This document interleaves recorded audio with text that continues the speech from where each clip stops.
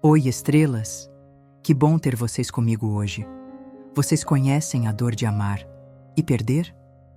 Milena e Vitória viveram um amor tão profundo que nem o tempo teve coragem de apagar. Mas quando o corpo começa a desistir, o coração ainda tenta resistir. Ela ficou até o fim. Porque alguns amores merecem ser vividos, mesmo que doam, mesmo que partam. Se você já teve que guardar alguém dentro da memória, só para não perder de vez, deixa um like.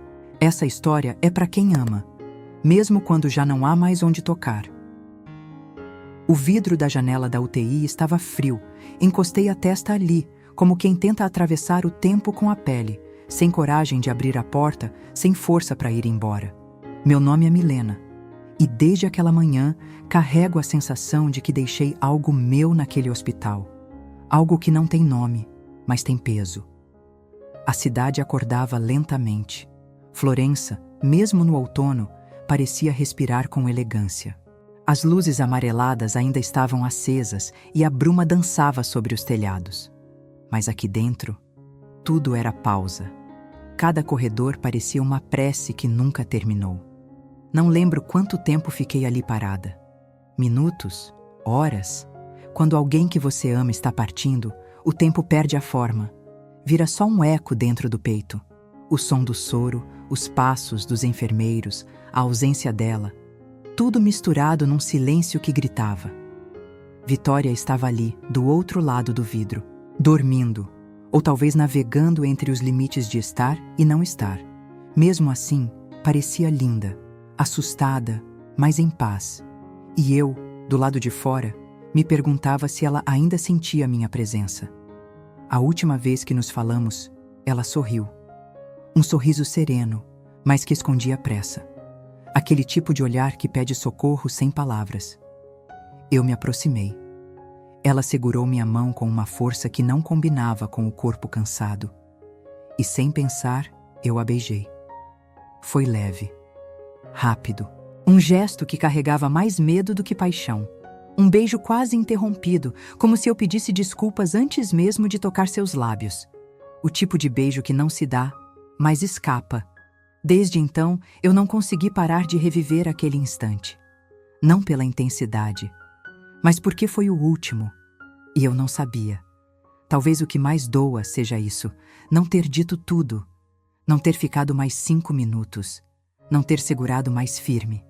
Não ter percebido que o tempo dela era menor que o meu. Atrás de mim, um copo de café esfriava sobre a cadeira. Eu sequer lembrava de tê-lo pegado. Às vezes, nos dias mais difíceis, a gente faz as coisas no modo automático, esperando que alguma parte do mundo resolva o que a gente não sabe sentir. E eu ali, imóvel, com a testa no vidro, só pensava: será que ela sabia que era amada? E será que isso bastava? Foi assim que começou o meu fim em Florença. Não com uma morte, mas com um silêncio que nunca mais me deixou em paz. Eu a conheci numa manhã comum, num daqueles dias em que Florença parece uma pintura esquecida no tempo. O céu estava claro, mas as folhas já caíam como se o outono estivesse testando os nossos limites. Eu atravessava a Piazza Santa Croce com pressa, ou melhor, fingindo pressa. Era um hábito que carregava. Andar como quem tem para onde voltar. E então, bum! Um impacto leve, uma bicicleta desgovernada, um cotovelo no meu ombro, uma exclamação abafada, entre surpresa e frustração. E então, ela. Simples assim. Como se o mundo tivesse guardado aquele momento só para nós duas. O rosto dela era o tipo que fazia o tempo escorregar. Cabelos presos de qualquer jeito, uma cicatriz fina no queixo. Olhos que pareciam rir antes da boca. O joelho ralado, o ar indignado e, mesmo assim, linda. De um jeito perigoso. Daquele tipo de beleza que não se exibe, apenas existe. Você tá bem? Perguntei, ainda meio atordoada. Ela assentiu com um gesto curto. Passou a mão no próprio braço. Olhou para mim como quem mede uma tempestade. Tá tudo bem. Aparentemente, só minha dignidade sofreu um trauma leve. Eu ri, pela primeira vez em semanas, e naquele riso, alguma coisa em mim se quebrou, ou se abriu. E ela percebeu. Não precisa rir. Isso foi 70% sua culpa, sabia? Ah, então além de tudo, você é especialista em estatísticas imaginárias? Não, médica. A gente é treinada para culpar os outros com precisão cirúrgica. Eu deveria ter ido embora naquele momento. Mas fiquei. Fiquei porque alguma coisa ali me prendeu. E eu não sou o tipo que se prende fácil. Ela ofereceu um café como pedido de desculpas. Eu aceitei como se fosse um desafio. Nos sentamos num barzinho minúsculo, escondido entre livros e cheiro de pão quente. Ela se chamava Vitória, e era o nome mais bonito que eu tinha ouvido desde que cheguei àquela cidade. Falamos sobre quase nada, o que já era muito para mim. Sobre como ela detestava o som do próprio nome no crachá do hospital. Sobre como eu tinha medo de lugares bonitos demais. Sobre como o outono parecia um funeral que se recusava a ser triste. Ela contou que adorava consertar coisas, ossos, artérias, vidas. E você?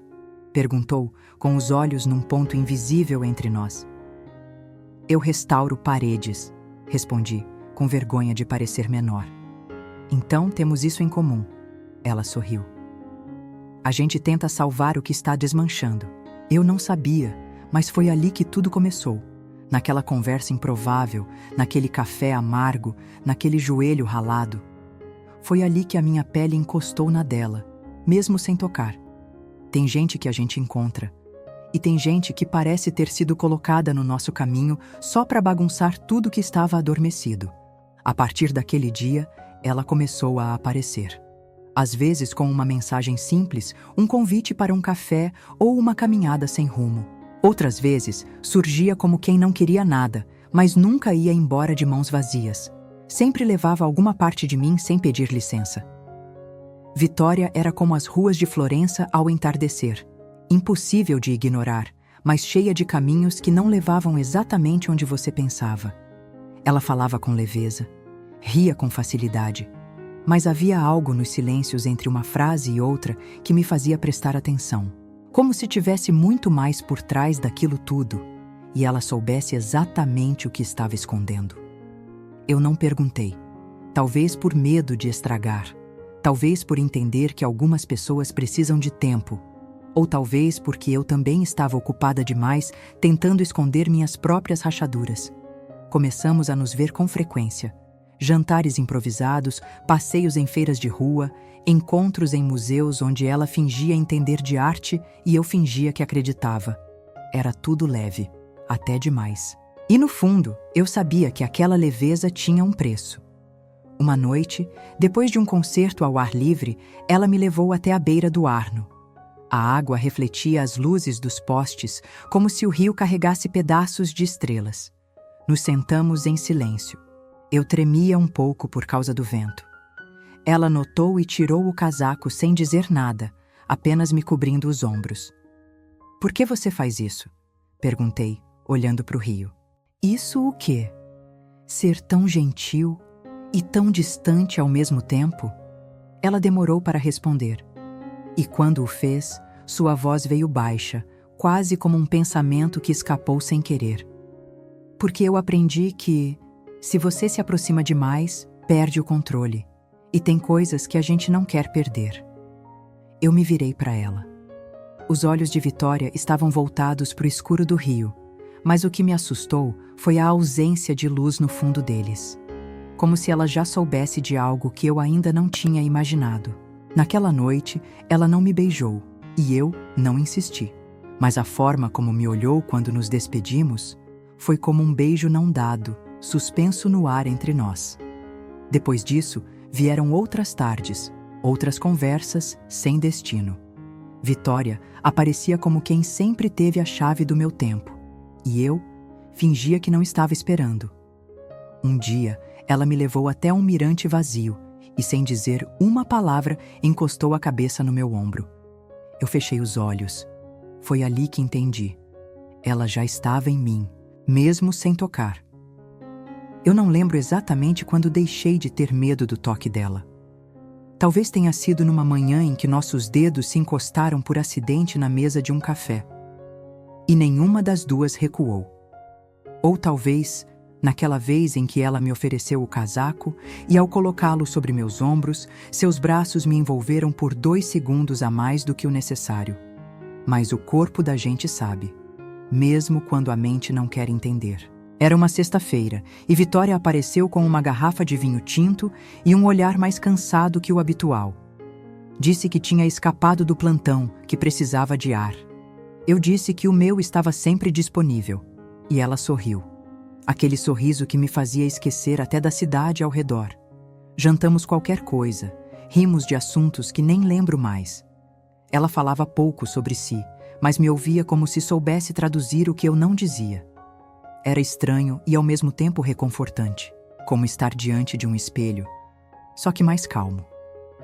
Quando me levantei para lavar os pratos, ela veio atrás, me tocou levemente o braço e disse, sem olhar diretamente: "Hoje, posso ficar?" Não perguntei por quê, nem para quê. Só balancei a cabeça.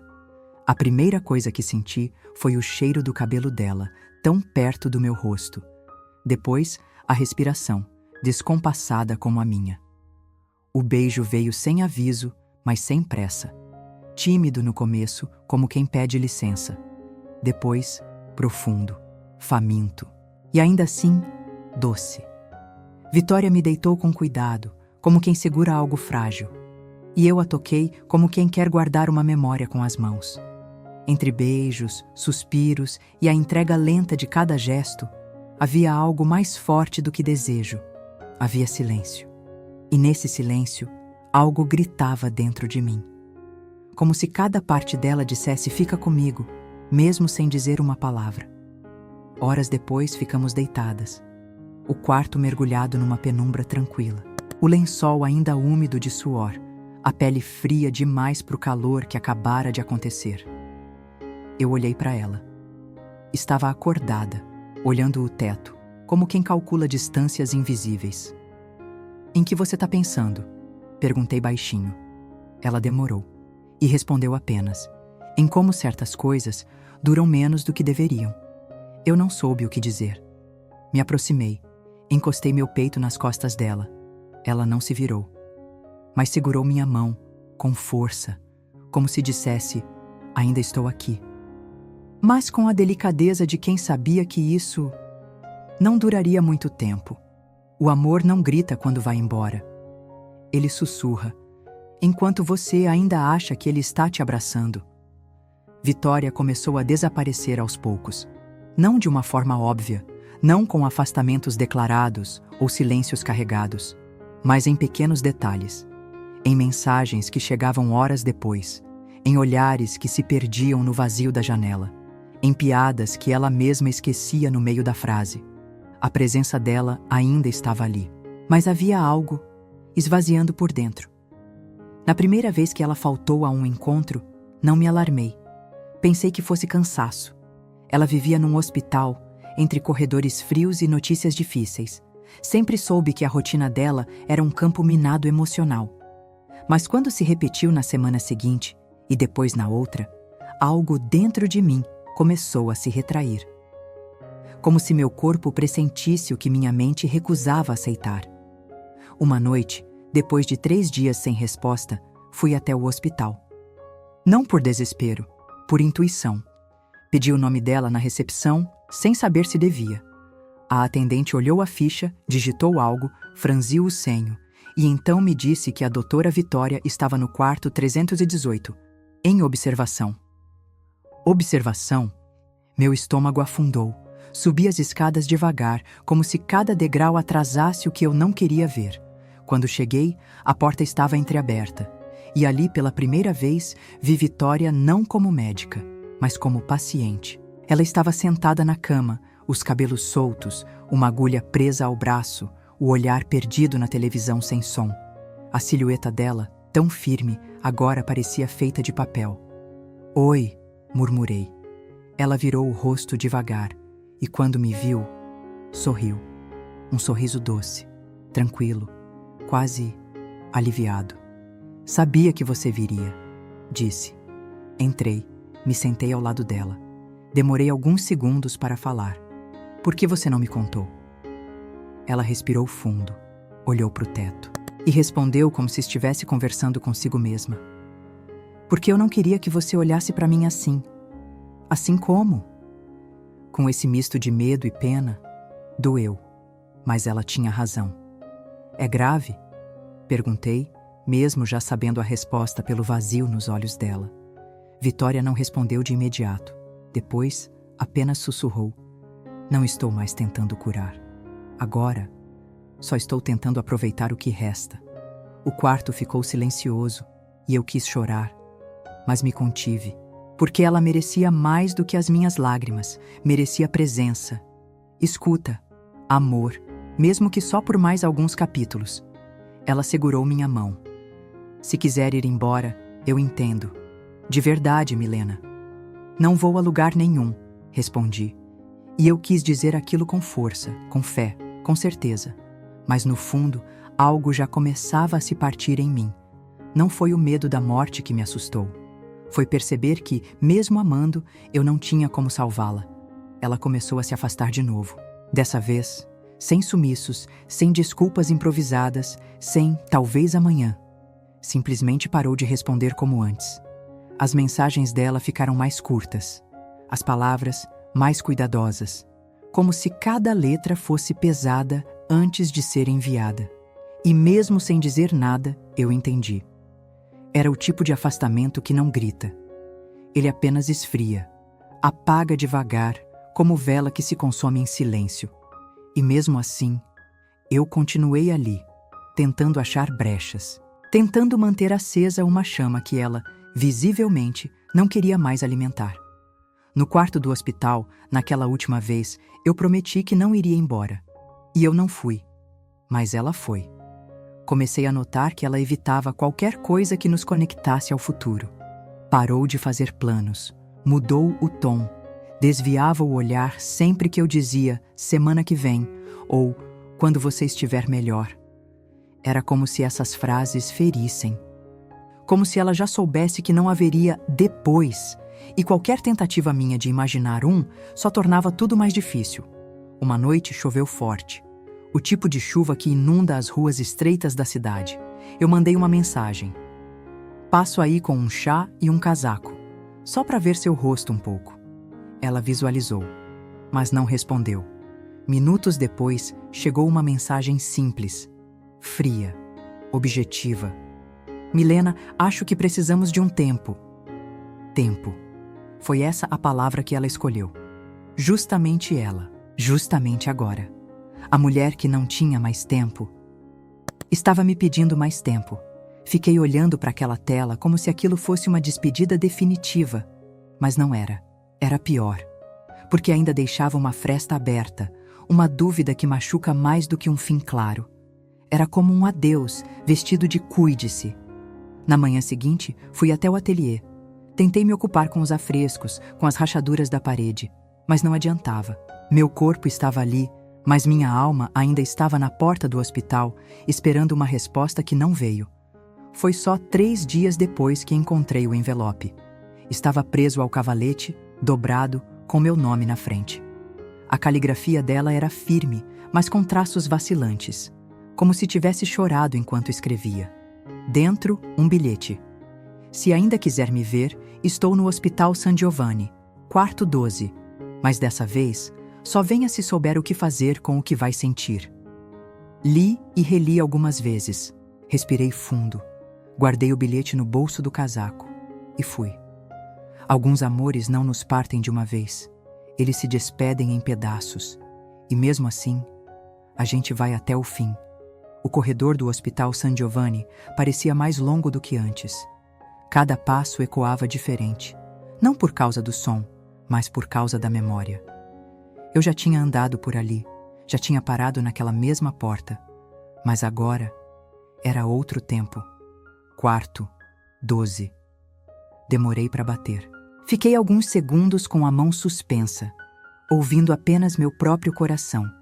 Não havia promessa no ar, nenhuma garantia. Eu estava ali por um sentimento que nem cabia mais nas palavras. Bati 2 vezes. A porta estava encostada. Quando empurrei, O som do mundo lá fora pareceu se calar. Ela estava deitada. O corpo mais magro, os cabelos presos num coque improvisado, o lençol subindo e descendo devagar com a respiração.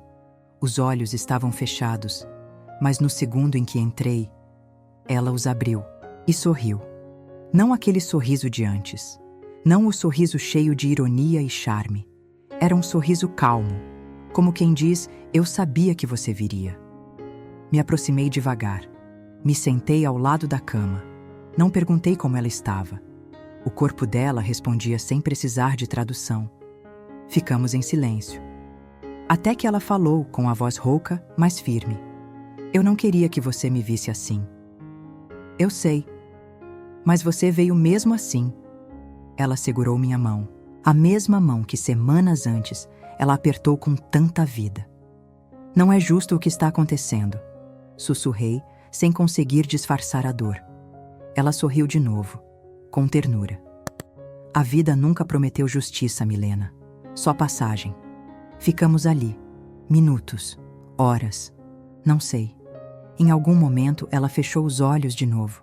Eu continuei ali, olhando os traços dela, memorizando cada linha, cada mancha da pele, cada pequena curva dos lábios.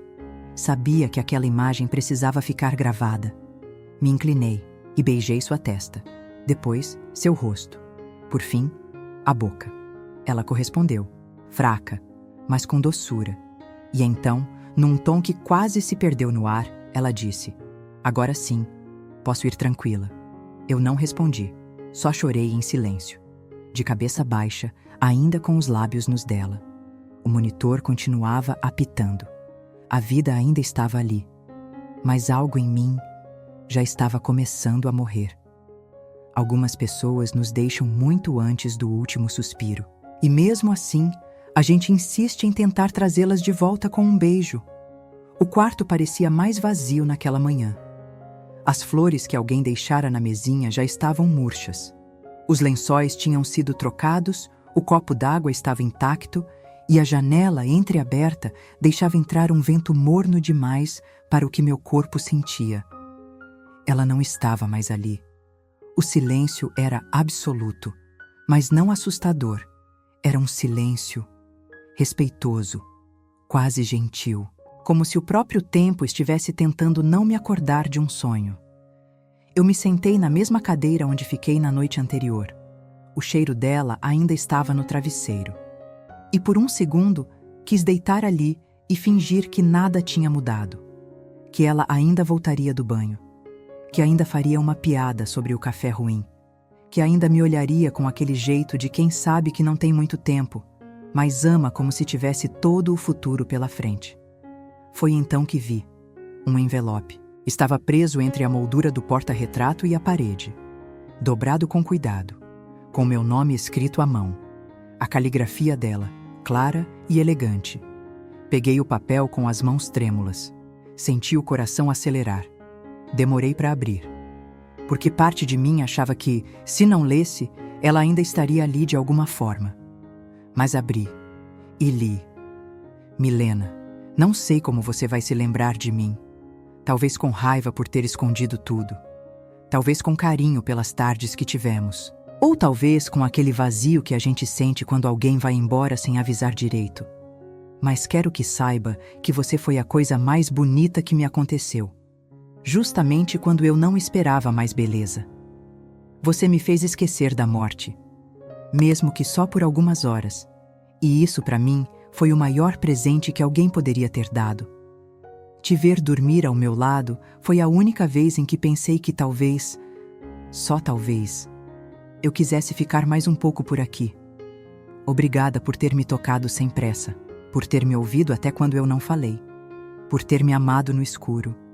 E me perdoa, por ter ido sem me despedir com mais calma, com amor, o mais verdadeiro que consegui dar. Vê. As palavras dela pareciam bater em mim como ondas suaves, mas que não paravam. Me fizeram chorar, me fizeram sorrir, e depois chorar de novo.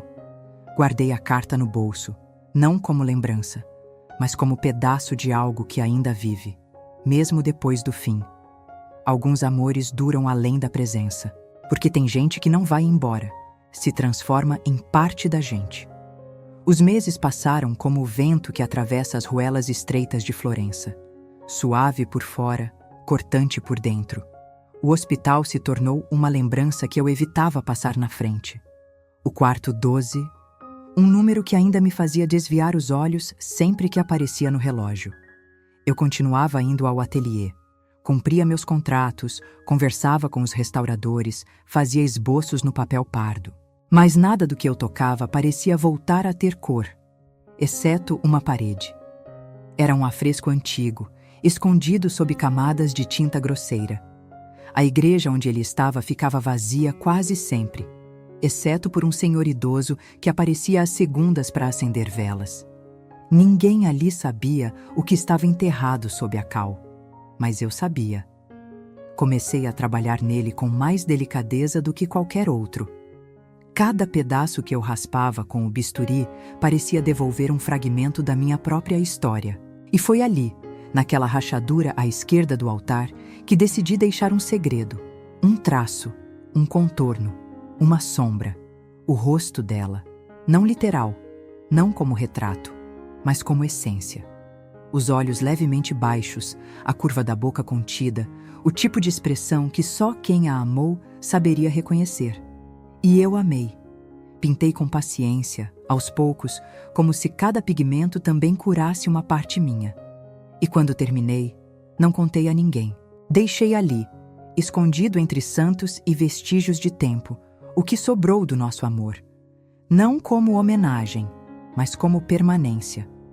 Agora, às vezes, me sento no banco de madeira da igreja e fico olhando, fingindo que estou avaliando a luz ou observando os danos da umidade. Mas no fundo, estou só olhando para ela. Tem pessoas que partem, mas o que a gente viveu com elas, às vezes vira templo. Eu fui embora de Florença no início da primavera. As ruas ainda estavam cobertas pelas folhas secas do inverno anterior, e mesmo assim havia um cheiro de recomeço no ar. O sol já aparecia mais cedo e as janelas dos cafés estavam cheias de flores. Era como se a cidade estivesse sorrindo de novo. Mas eu sabia, o que precisava florescer agora era dentro de mim. Empacotei tudo em 2 malas. Os livros, os pincéis, a carta. Deixei os quadros para trás, menos um. Aquele em que eu só pintei o fundo e nunca tive coragem de completar. Talvez porque, no fundo, soubesse que ele não era sobre algo a ser finalizado. Era sobre ausência. Escolhi um novo lugar, mais distante, mais silencioso. Uma cidade menor, com menos lembranças, menos esquinas que me lembrassem do som da risada dela ou do casaco que esquecia sempre nas cadeiras. Aqui, as ruas são outras. As janelas dão para montanhas. E a luz entra diferente. Mas dentro de mim, ela continua. Vitória virou detalhe de hábito. O café que tomo sem açúcar. A forma como dobro o lençol. A mania de olhar para o lado direito da cama antes de dormir. Ela foi especial. Mais do que isso, ela foi um tipo de amor que me ensinou o que é ser presença, mesmo sabendo que o tempo era curto. E eu sou grata por isso. Não passo mais os dias chorando. Não repito nossos diálogos em voz alta. Não visito memórias como quem se prende ao passado. Mas às vezes, ao sentir o vento tocar meu rosto de manhã, eu fecho os olhos e abro um sorriso, porque me lembro dela. E lembrar dela me ilumina. Alguns amores não voltam, mas nunca, jamais deixam de existir em nós. E aí, você também sentiu esse aperto no peito? Milena e Vitória viveram algo que talvez nunca caiba em palavras, mas que ainda vive em quem já amou e teve que deixar ir. Conta aqui nos comentários, qual parte dessa história ficou com você? Você teria ficado, mesmo sabendo que o fim estava tão perto? Se essa história tocou algo aí dentro, se inscreve no canal, ativa o sininho e fica comigo. Ainda temos muitas emoções para contar, juntas.